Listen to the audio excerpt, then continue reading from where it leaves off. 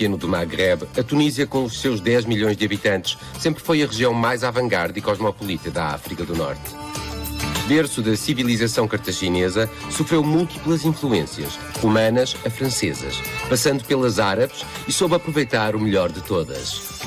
Ainda hoje, fiel às suas múltiplas tradições, a Tunísia também oferece uma variedade de paisagens sedutora.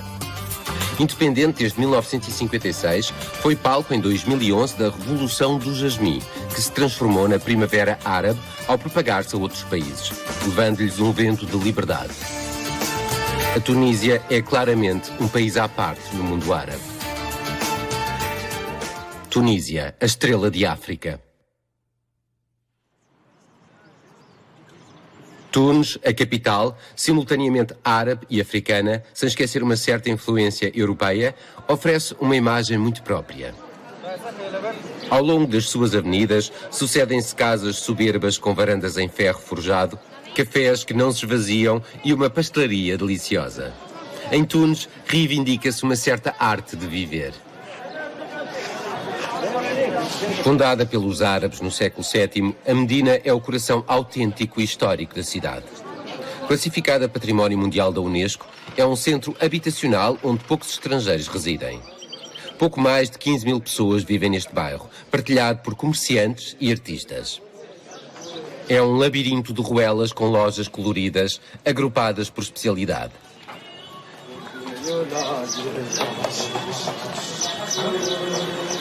Mas antes de mergulharmos na Medina, impõe-se um desvio pelo mercado central, com uma ala renovada recentemente.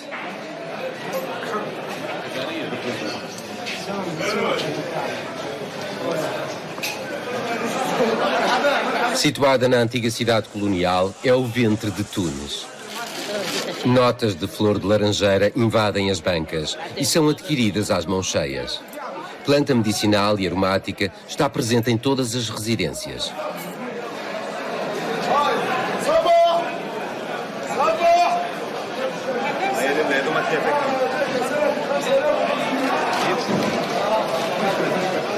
As tâmaras, vindas dos palmeirais do sul, também se destacam. O mercado de peixe oferece inúmeras variedades que os vendedores aspergem regularmente. O Mediterrâneo do Sul sabe ser generoso, mesmo que os recursos se esgotem de forma inquietante.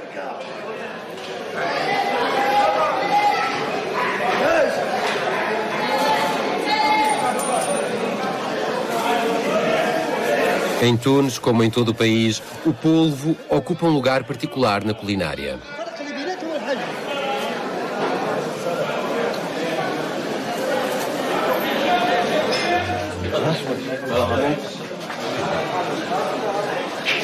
O perfume açucarado dos makrouds, um grande clássico da pastelaria oriental, enche a Medina e mistura-se com o café mais encorpado, que se saboreia ao longo do dia à volta de pequenas mesas.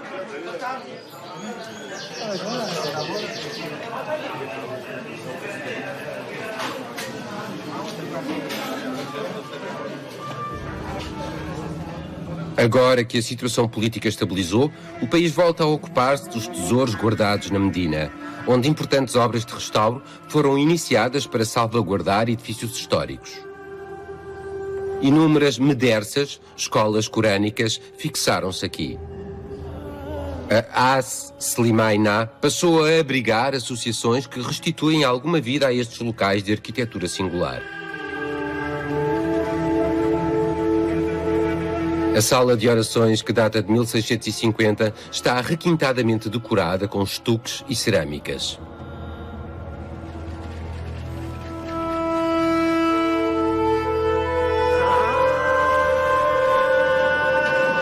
Os artesãos também perpetuam profissões ancestrais. Mohamed Lidarsa é um perito a trabalhar o cobre. Frequentemente fazem encomendas originais.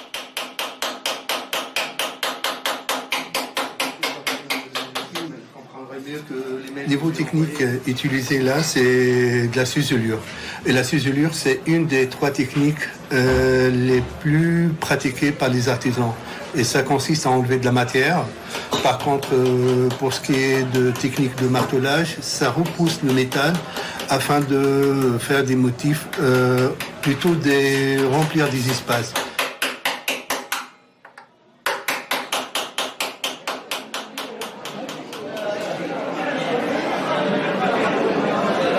Junto ao suco das Chécias, vários cafés atraem uma população importante que aqui vem beber chá de menta ou café. É um elemento-chave das relações sociais de que os jovens se apropriaram, sobretudo desde que um vento de liberdade lhes restituiu a palavra.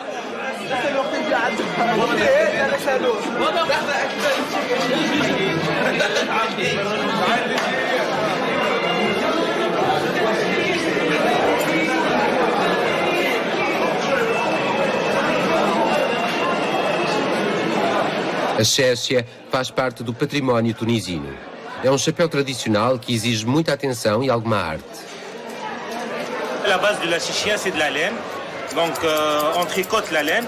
Ensuite, on met le bonnet tricoté dans de l'eau chaude bouillante avec savon de Marseille, un peu d'huile pour obtenir chichia en petite forme, quoi.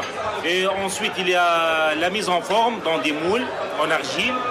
Après, on les laisse sécher et on fait ce travail-là, la finition, comme vous voyez.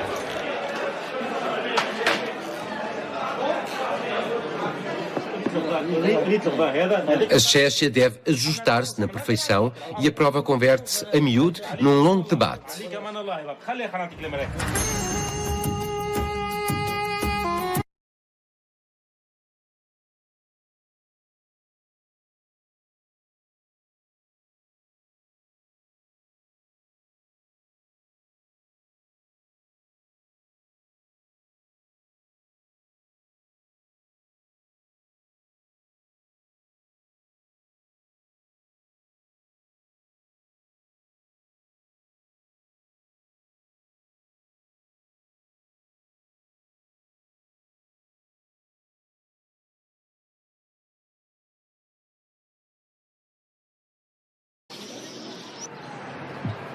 Por vezes, chegamos a penetrar na intimidade de algumas residências que revelam arquiteturas ornamentadas e uma decoração refinada.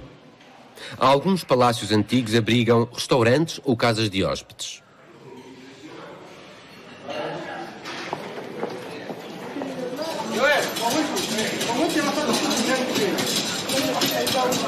A Medina anima-se desde o nascer do dia.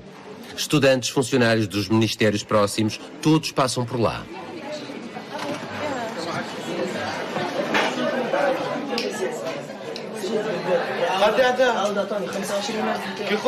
A mesquita Zitouna é sem dúvida a mais emblemática de Tunis.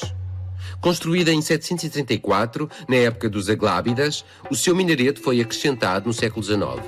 Apesar das transformações que sofreu ao longo dos séculos, conseguiu preservar uma bela harmonia.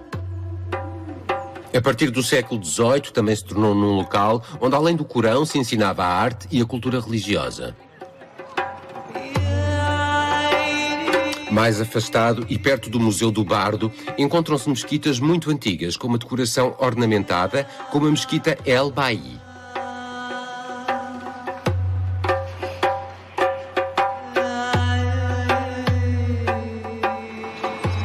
O Bardo foi um palácio erguido no reinado do sultão Hafsidah Abu el-Mutawakil, no século XIII. Foi buscar o seu nome ao termo espanhol prado, terreno de plantas herbáceas e, por extensão, jardim. Foi sem dúvida construída à imagem das residências principescas da Andaluzia muçulmana, com a ajuda de artistas andaluzes. Depois de ter sido residência de beis e de pachás, foi transformado em museu a partir de 1888. Atualmente é o principal museu do país.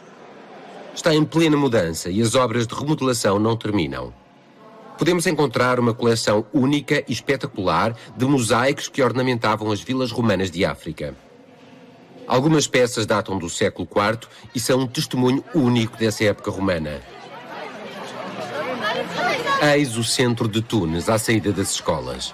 Nas proximidades encontra-se a Praça do Governo, que se tornou histórica depois da Revolução de 2011. É um dos símbolos de uma liberdade reencontrada.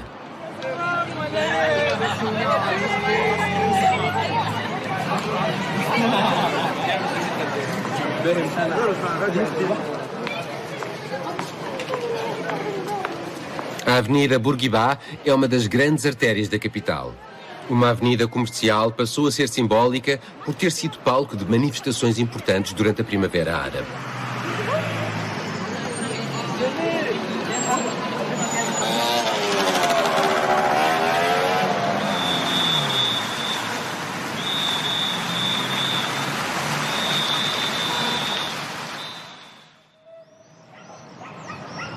Distante do tumulto de Tunis, Cartago é uma célebre cidade antiga construída pelos fenícios.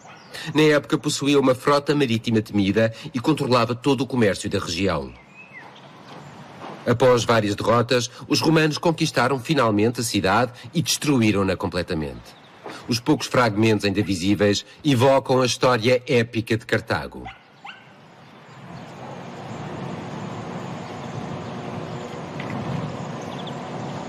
Estas colunas de mármore dominam Tunis à distância.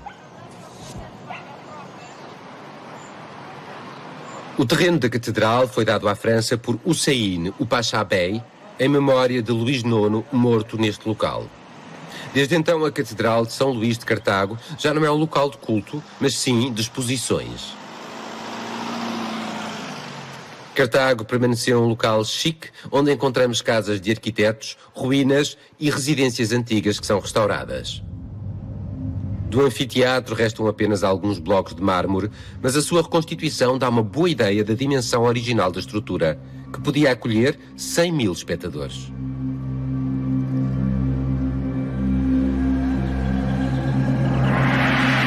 As casas romanas, dispersas em volta da colina, testemunham o refinamento em que os romanos viviam. Mármores, mosaicos, telhados sofisticados e uma vista fantástica para o mar.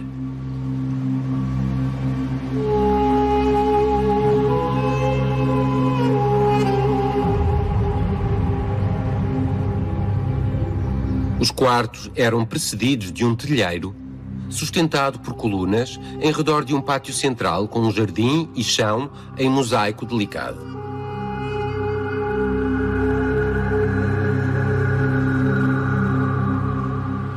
Ao lado dos vestígios do antigo Porto Púnico, os pescadores atuais limpam as suas redes depois de uma faina muito fraca.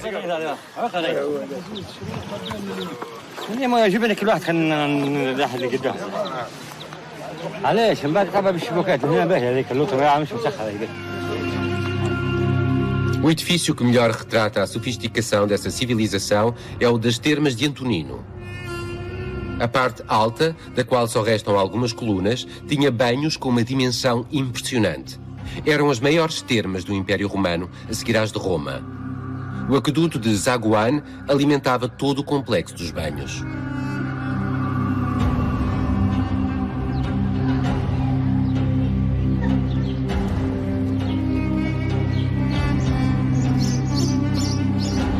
O frontão permite confirmar que o imperador Adriano esteve na origem desta construção gigantesca.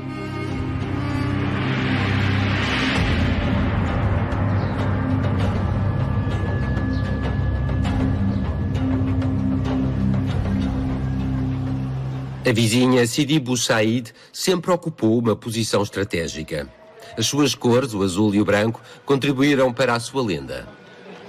Antes de se tornar uma estância balnear procurada, a vila atraiu muitos artistas.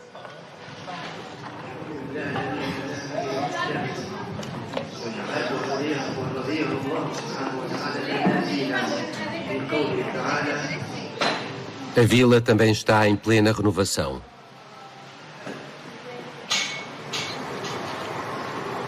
Distante do centro e virado para o mar, o Palácio do Barão de Erlanger é um oásis de paz. Construído entre 1912 e 1922 para ser uma residência privada, o espaço tem uma decoração interior refinada, que mistura as artes árabe-andaluzas, espanholas e italianas. Atualmente alberga o Centro de Músicas Árabes e Mediterrânicas. O Barão de Erlanger, o seu primeiro proprietário, dedicou-se à pintura. Rodeava-se de músicos da época, interessava-se pelos tratados musicais árabes da Idade Média. Aí iniciou o projeto colossal de traduzir, entre outros, esses tratados para francês. Os seus trabalhos e o seu interesse pela música eram de uma importância tal que o rei Farouk I do Egito o encarregou de organizar o primeiro congresso de música árabe, que decorreu em 1932. Ao deixarmos a região de Tunis, rumo ao Cabo Bon, muito próximo, o perfume inebriante das laranjeiras domina a atmosfera. Em Beni Khaled, Habib Yazidi possui com os irmãos 350 árvores, especialmente laranjeiras. As maltesas exigem 6 meses de trabalho por ano e uma apanha que se estende de janeiro a maio. Mas o aumento dos custos da produção e da apanha fez esmorecer a sua paixão por esta cultura ancestral. النوار هذه الصابة متاع العام الجاي فهمتني هذيك توا دويات وكل شيء باش تولي كعبة كيما هذه كعبة تولي كبيرة فهمتني دويات ومصاريف وكل شيء ويلزمها صبيرة ويلزمها كل شيء باش تحافظ عليها هي نوارة تخلق فهمتني والنوارة هذيك تحب يعني مصاريف باش هي تولي كعبة. Ele colhe as últimas laranjas. O custo da mão de obra também aumentou.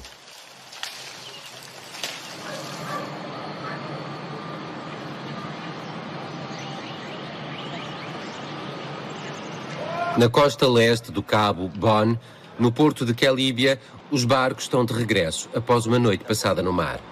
As traineiras lançaram as redes cerca das 17 horas na véspera e o regresso faz-se desde o início da manhã. Quelíbia é um dos grandes portos de sardinha da Tunísia. A venda do peixe faz-se no cais com os grossistas.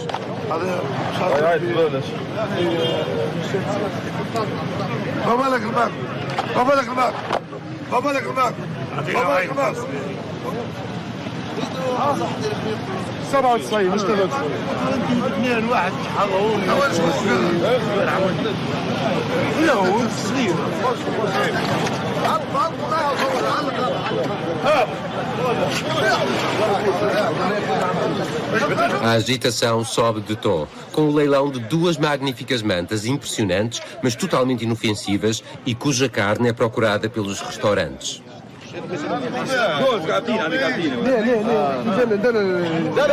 A maior pesa 165 quilos e será vendida ao equivalente de 230 euros.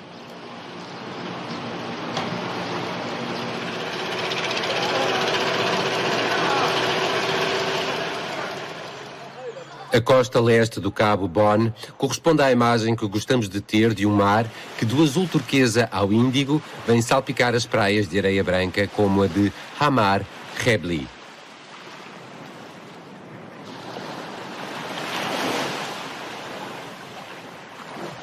As ruínas púnicas de Quercuane são umas das mais extraordinárias do mundo. Abandonado desde o século XII, é o último vestígio de uma cidade cartaginesa, uma cidade que tinha casas de banho evoluídas, com banheiras, tudo ricamente decorado com mosaicos.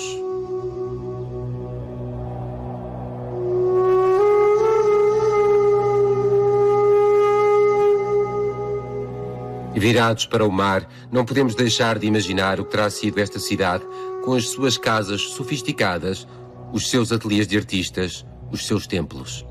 O extremo norte do Cabo Bon, ponto mais próximo da costa italiana, é um território à parte. Uma espécie de santuário ecológico sobrevoado por milhares de aves durante as migrações. É aqui que se encontra o Clube de Falcoaria do Cabo Bon.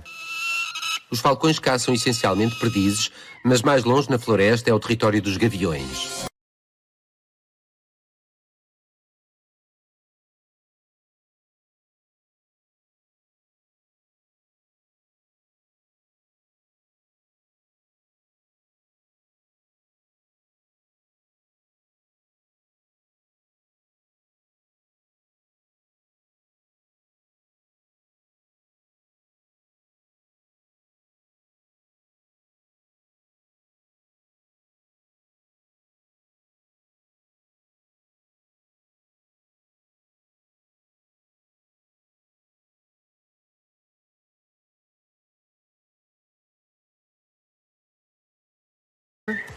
Et pendant le Moyen-Âge en Europe, elle est réservée, la fauconnerie, à une classe sociale la plus aisée, tandis que chez nous en Tunisie, c'est une chasse c'est une tradition plus précisément populaire.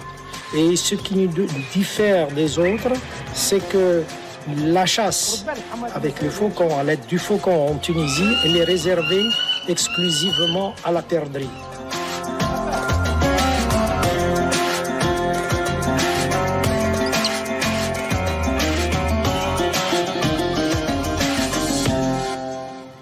Esta região também é um dos celeiros do país, com os seus campos de cereais e as suas pastagens. Mais de 16% da produção agrícola do país vem destas terras. Na lagoa de Menzel, os flamingos rosa descansam ao sol. São muitos a tirar partido dos corredores migratórios do Cabo Bon para passarem um inverno mais clemente.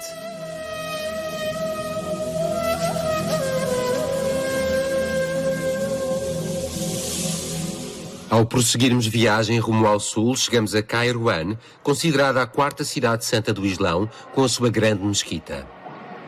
Os aglábidas imaginaram no século IX astuciosas obras de arte para dotar a cidade de água doce.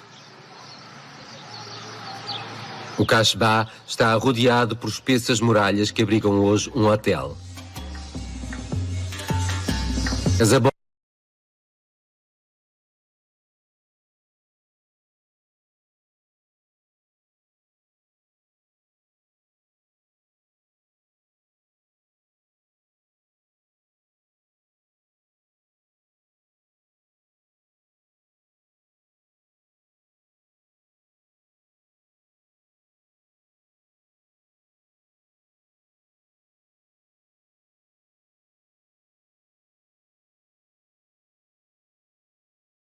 África do Norte.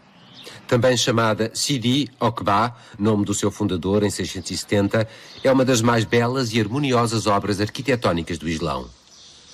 A mesquita seria alargada e modificada pelas várias dinastias que se sucederam na Tunísia, mas sejam os portais, as galerias ou as salas de orações com as suas 17 naves, o seu coração permanecerá tal como foi concebido originalmente. A vasta sala de orações, com as suas imponentes portas em madeira cravejada, comporta 414 pilares. Entre duas colunas de mármore vermelho, vemos um magnífico mosaico do século IX. A mesquita do Barbeiro do Profeta também é muito visitada. O mausoléu de Sidi Sabi é, na verdade, uma zawiya, um edifício religioso muçulmano fora das muralhas da Medina, que data do século XVII. Os fiéis vêm venerar um santo local de Kairouan, um certo Abu Zama el-Balawi, companheiro do profeta Maomé. Segundo a lenda, ele teria conservado 3 pelos da barba do profeta, daí a designação dada ao edifício. No decorrer do século VIII, Kairouan torna-se a capital de todo o continente muçulmano. A Medina tornou-se muito próspera no século X, quando a cidade já tinha 100 mil habitantes. É no suco de Barotá que encontramos os melhores macrudos da Tunísia. Estes pastéis são simples, compostos por sêmula, tâmaras, açúcar, água e limão. الفرق بين نسميوه احنا حلو عربي وحلو سوري. الحلو العربي هو معروف به قروان هذا. المقروض هي صنعة قروية. عندها مئات السنين في قروان. عندها ما قرابة 200 سنة في قروان، معروفة هذه معروفة بها القيروان في تونس كاملة. صنعتنا احنا تلقى المخلوط في تونس كاملة، لكن هي تقاليد القيروان. É uma das iguarias mais populares do país.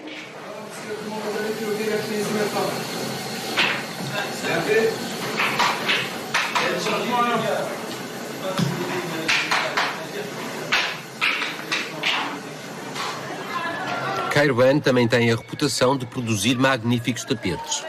Para encontrar belas produções locais, temos de nos aventurar pelas pequenas ruelas da Medina.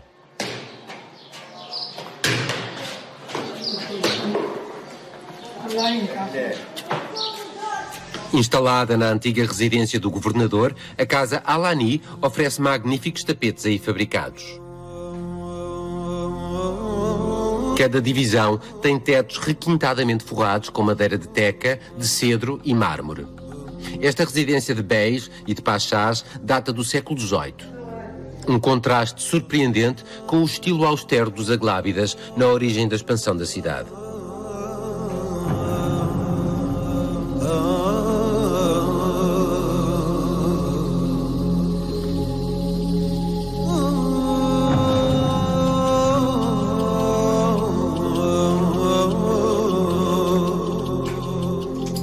maior parte dos tapetes é produzida nas casas das aldeias dos arredores. O trabalho é longo e fastidioso e exige precisão. Alguns requerem até 6 meses de esforço.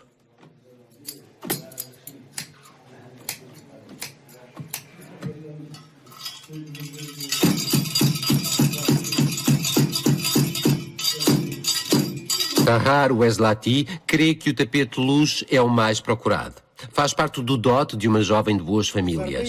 القيروانية الأصيلة هي الألوان الطبيعية ما هيش مسبوغة وفيها 40,000 عقدة في المتر مربع. بالنسبة للأحجام موجودة كل الأحجام من المتر مربع حتى إلى 16 متر مربع. الزربية هي الرشاس متاع المحل.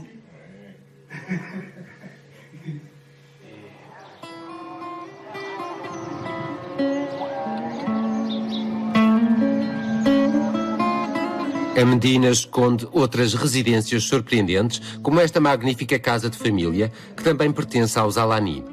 Data do século XVIII, mas deixou de ser habitada, desde que a maior parte dos filhos da família a deixou. Em breve será convertida em museu. Espera o seu proprietário.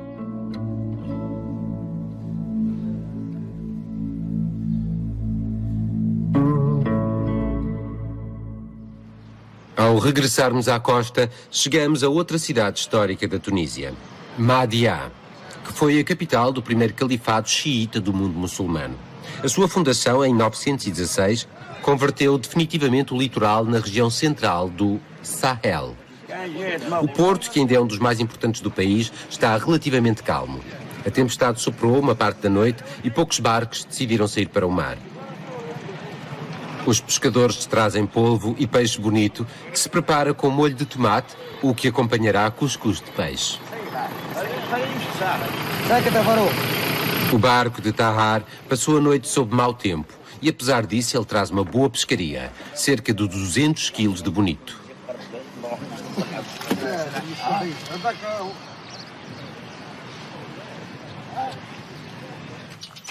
Situada numa península estreita, a cidade também é famosa pelo seu cemitério marítimo, com uma magnífica vista sobre o Mediterrâneo.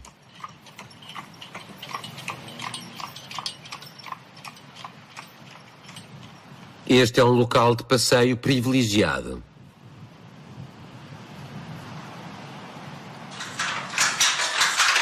Na Medina encontra-se um ateliê muito procurado longe do centro turístico, o de Karim Arous. Este ateliê de tecelagem de seda é especializado nos trajes tradicionais de casamento.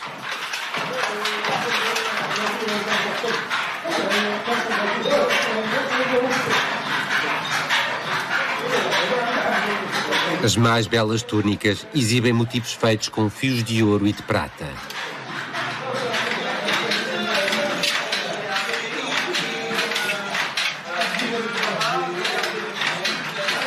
Mesmo que a peça principal que veste a noiva chegue aos 2.500 euros, Karim Arous teve de montar ateliês extra para satisfazer a procura. Il y a l'habit comme celle-là, ce que monsieur qui fait. Donc 4,5 mètres de longueur la pièce sur 1,40 m. Ça prend 2 semaines de travail.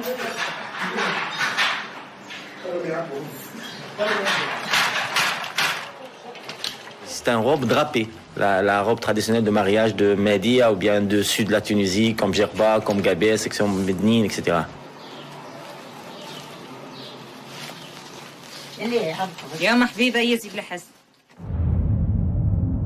Oliveiras impressionantemente alinhadas ladeiam a Estrada do Sul.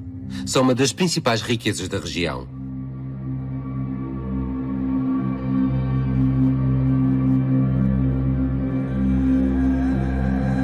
De longe, surge a impressionante silhueta do anfiteatro de El Jem. Faz parte, tal como o de Roma, de um dos coliseus mais bem conservados do mundo romano, no Mediterrâneo. Construído entre 230 e 238 por Gordien, apresentava todos os espetáculos em voga no Império Romano, como os combates de gladiadores. Calcula-se teria capacidade para 30.000 pessoas. Atualmente montam 100 palcos que recebem diferentes espetáculos artísticos.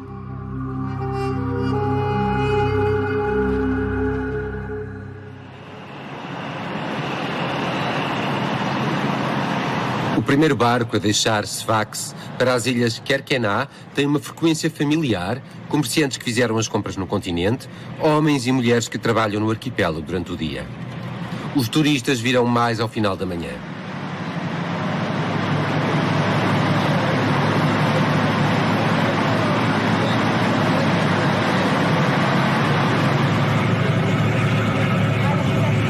Situado a 20 km de Sfax, o arquipélago de Kerkenah emerge da profundidade.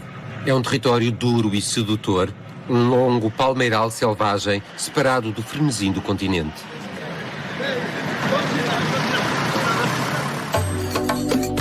É uma língua de terra árida, onde a paisagem alterna entre palmeiras, areia e extensões regularmente varridas pelo vento.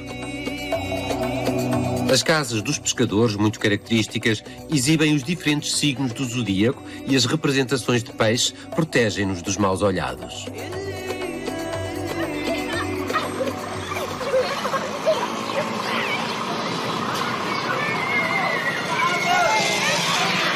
As mulheres abrigam-se do sol com largos chapéus e um véu em algodão.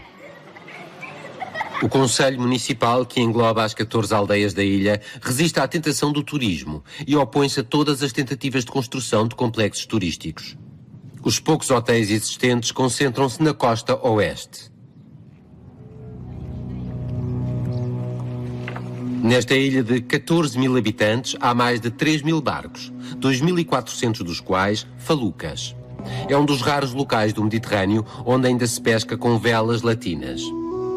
Os 5.000 pescadores orgulham-se dessa tradição, onde tudo é coerente para estes homens que sempre reivindicaram a sua liberdade. Quando o vento não sopra suficientemente forte, liga-se o motor para ir recolher as redes.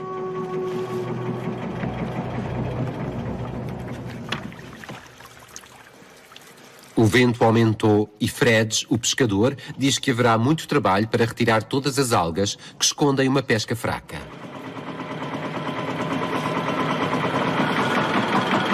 Aqui pesca-se com armadilhas astuciosas montadas em estacas de eucalipto que se estendem por várias centenas de metros.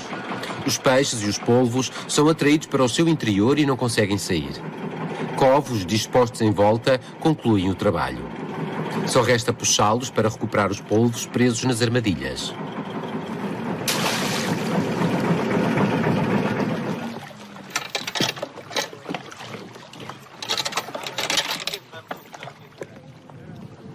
Esta pesca ancestral vive, sem dúvida, os seus últimos momentos.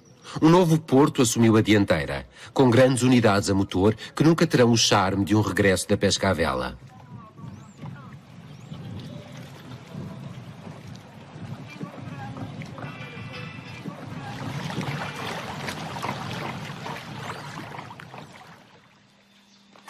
O polvo é a especialidade de Kerkenah.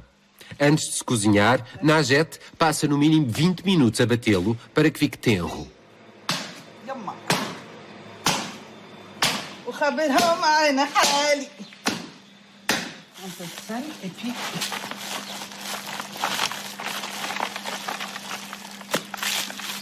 يلزمنا ندقوا القرنيك بالكدا باش يكون طايب. إذا ما تدقوش يولي كالبلاستيك. ندق القرنيت ومن بعديك نصمتو بعد كده نقطعه ونطيب به. كانك باش طيب تشيش نعملوا طماطم وفلفل احمر وزيت وتبل وكرويه الروح بتاعه تبل وكرويه والثوم. فوالا هذا هو.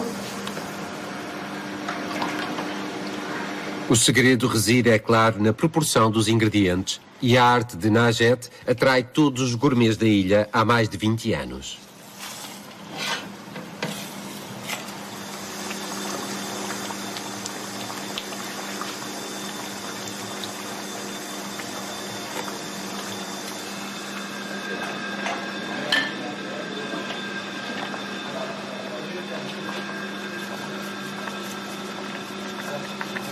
هذا هو احنا ناكلوه في ديما، ناكلوه في الصيف، ناكلوه في الشتاء، ناكلوه في رمضان. ديما بلا هذايا تراديسيونيل نتاع قرقنا ونتاع تونس نجم تقول الناس الكل تعملوا كوستي بالقرنيط بليتو تشيش بالقرنيط سامحني.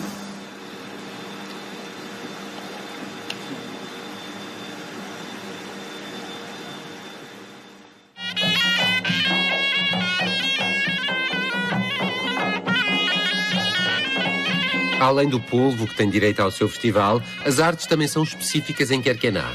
Como este grupo, Oled Bouali, que canta o prazer de viver nesta ilha e recebe o visitante de braços abertos.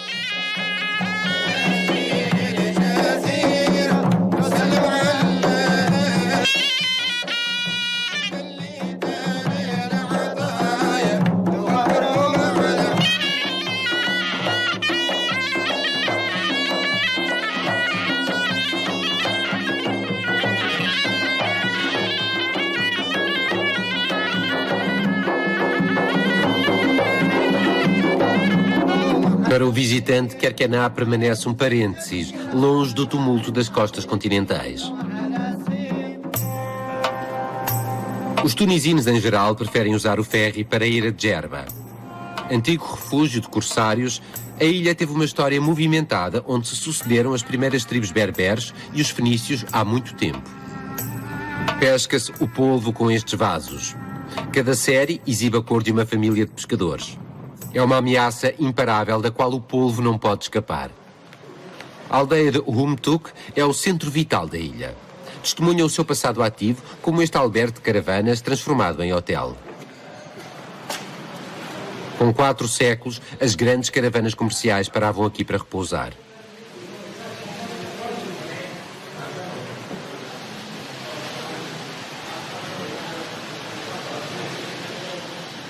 A arquitetura fortificada de Djerba é testemunha da longa presença nas ilhas dos Ibaditas, que defendiam a sua autonomia com imponentes contrafortes em redor das mesquitas.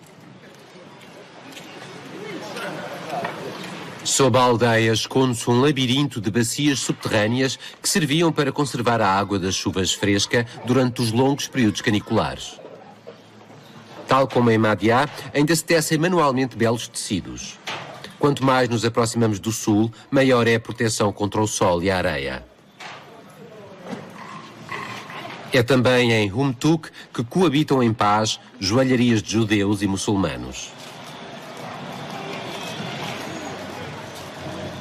A ilha é vasta, com cerca de 30 km de extensão.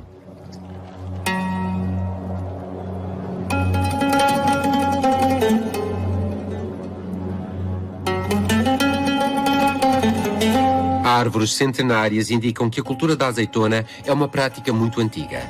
Encontramos oliveiras seculares, milenares, com os troncos atormentados, retorcidos, fragmentados. Algumas têm mais de 2000 anos e datam da época romana. O clima excepcional dá origem a uma variedade de azeitonas cujo azeite possui qualidades gustativas originais com um sabor contrastante. As planícies em redor são sobretudo cerealíferas. Antes do desenvolvimento turístico, os djerbianos cultivavam trigo, cevada, sorgo e lentilhas à base da sua alimentação. Os cuscuz de cevada com peixe ou carne seca, conservados em azeite, e as anchovas secas são especialidades da ilha.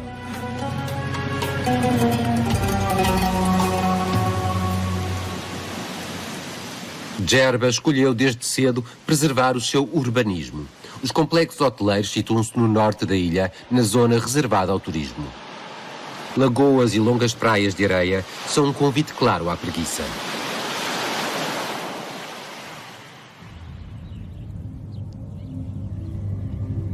Rumo a oeste, a paisagem torna-se mais seca, anunciadora dos desertos próximos.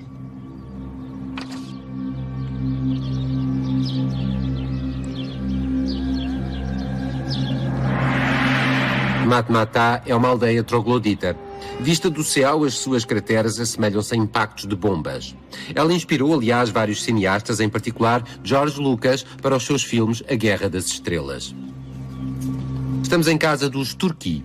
A família ocupa esta habitação, transmitida de geração em geração, há 2 séculos e meio. Os primeiros berberes inventaram um sistema engenhoso de circulação de ar que permitia conservar as divisões principais frescas. Na cozinha, Messaouida prepara a harissa, uma receita à base de pimentos vermelhos.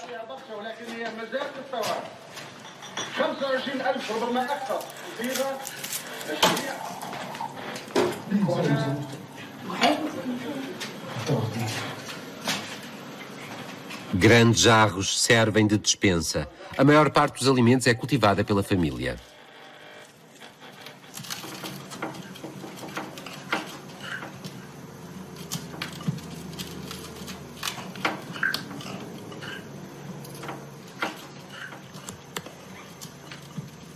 Sobre a entrada está pintada a mão de Fátima, que afasta o mau olhado.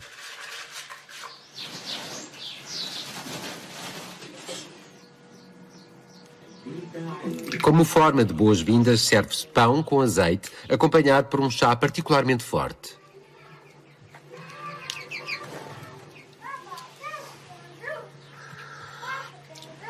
واحد بركز العربي لا الكلب يحكم عن كل تحاليل يقول والله سبحان ربك طويل.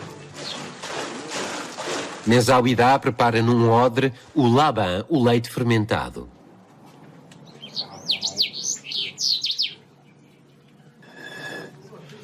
Com o trigo e os outros cereais, a farinha obtém-se com a ajuda de uma pedra de moer manual, antiga.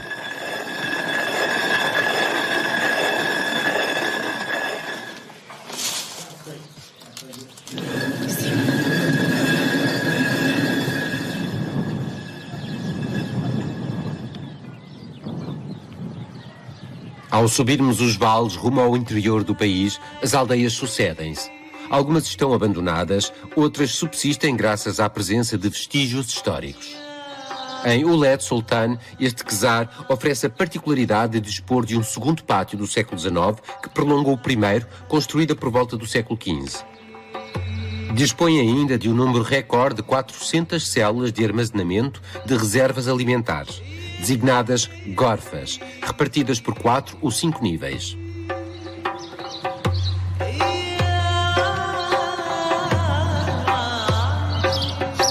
O acesso era controlado por uma porta e, para aceder às suas reservas, os nómadas tinham de dizer uma senha.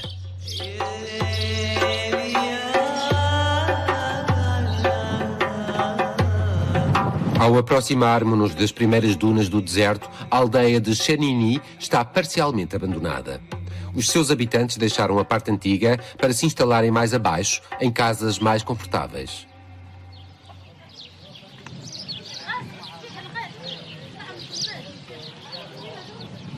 Contudo, no labirinto das pedras antigas, os ruídos indicam ainda uma presença. Estamos em casa de Omar, que produz azeite com um método ancestral.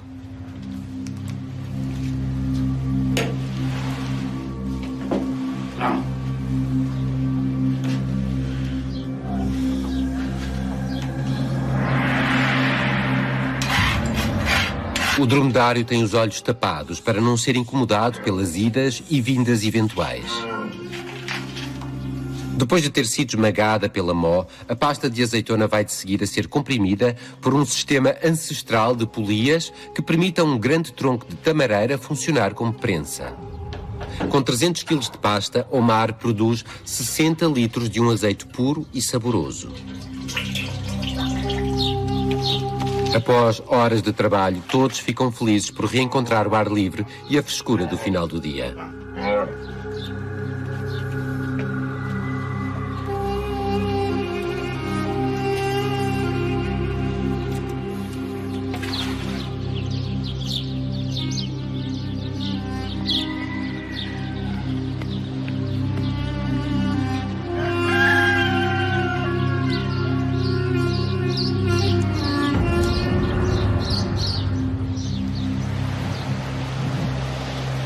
Czar Gilan está no limite do Grande Erg Oriental e assinala a entrada no Grande Deserto. É um oásis frequentado por umas 50 famílias nómadas e viajantes com espírito de aventura.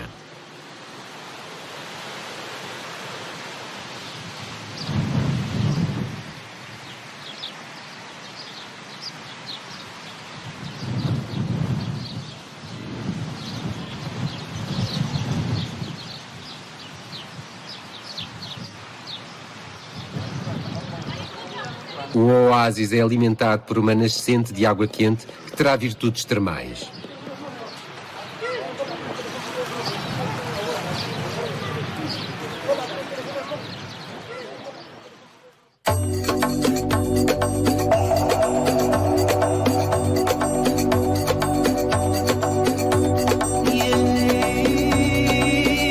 Mais a oeste, Douz faz parte dos grandes palmeirais do sul tunisino.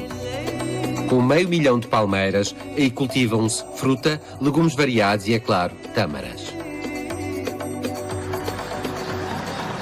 Aqui os rostos morenos e os turbantes atestam a presença permanente do sol e da areia.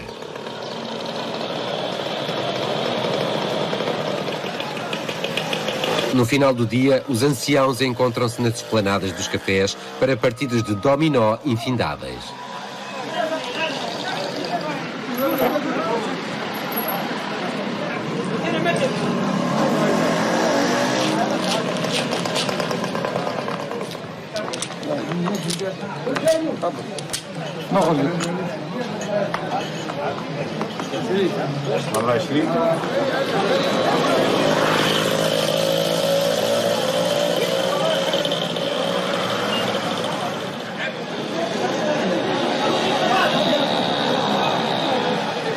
Em Douz usam-se balgá, sapatos abertos, uma espécie de pantufas confortáveis que permitem que a areia saia facilmente.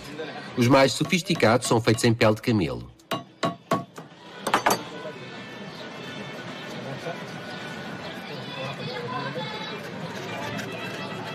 راحة الساق وما يتعلموش مش كيما الصباط ما يعملوش الرايفة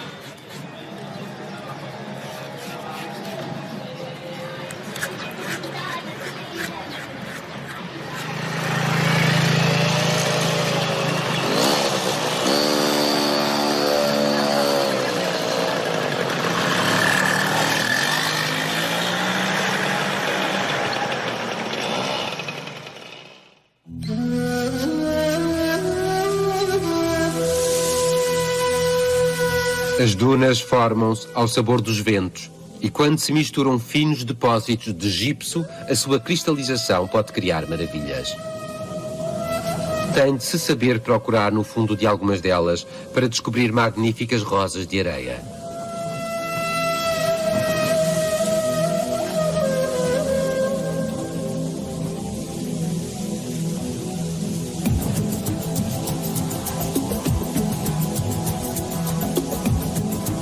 Prosseguimos viagem rumo ao oeste para chegar a Chott El Djerid, uma planície imensa onde dois lagos salgados se unem. A Chott estende-se por uma centena de quilómetros. Muitos viajantes contam aí terem sido vítimas de miragens. Quando o verão se aproxima, só subsistem grandes poças salgadas, de onde se extrai um sal muito procurado. Na base dos contrafortes de Djebel surgem os primeiros oásis de montanha, alimentados por nascentes de altitude. O oásis de Jebiká é apreciado pelas suas nascentes de água fresca vindas das montanhas. A fronteira com a Argélia fica muito próxima. As paisagens recortadas serviram de cenário a vários filmes. Os tuaregs não se aproximam dos grandes oásis. A maior parte do tempo permanecem no deserto. O desfiladeiro de Midés é composto por várias camadas de rocha estratificada, esculpidas pela erosão e o curso do Oued. Nestas gargantas de paisagens desérticas podem observar-se fósseis e minerais coloridos com milhões de anos, que fazem pensar que então o mar esteve presente aqui. O oásis de Tamerza está a 300 metros de altitude. Na antiga aldeia, apenas a mesquita branca é usada durante o Ramadão.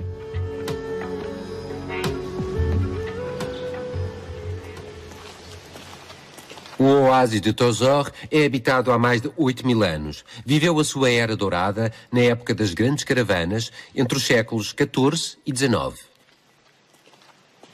Nabil Chokman tenta preservar e revitalizar o palmeiral, estruturado em 3 níveis de cultura: as tâmaras no topo, as árvores de fruto no meio e as culturas hortícolas no solo.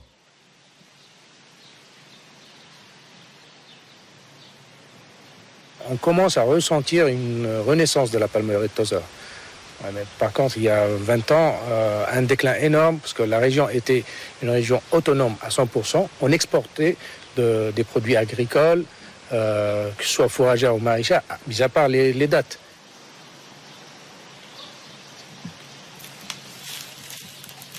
As tâmaras continuam a ser o orgulho de Tozor. Apanham-se trepando de pés descalços até ao topo das palmeiras.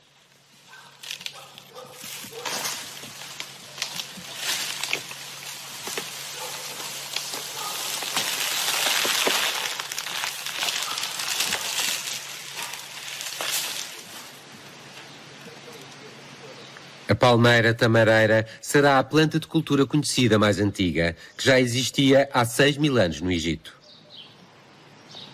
Todos os jardins estão divididos em durga. O terreno é nivelado com uma inclinação de 3% para favorecer a drenagem. Cerca de 200 nascentes produzem diariamente 600 milhões de litros de água. A rainha das tâmaras, a Deglet Nur, ou o Dedo da Luz, é a vedeta do mercado do centro da cidade.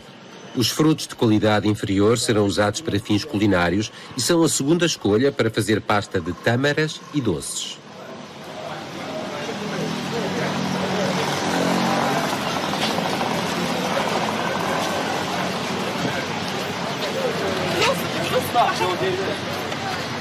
Apesar dos esforços de Nabil e dos seus amigos para promoverem a produção de Tozor, uma boa parte da fruta e legumes provém de Tunis e arredores.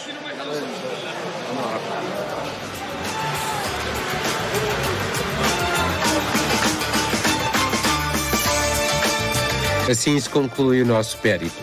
Deixamos este país de coração rendido ao seu património cultural e arquitetónico e com os sentidos despertos por um festival de sabores e cores. O país do jasmim oferece uma panóplia de experiências e descobertas apaixonantes.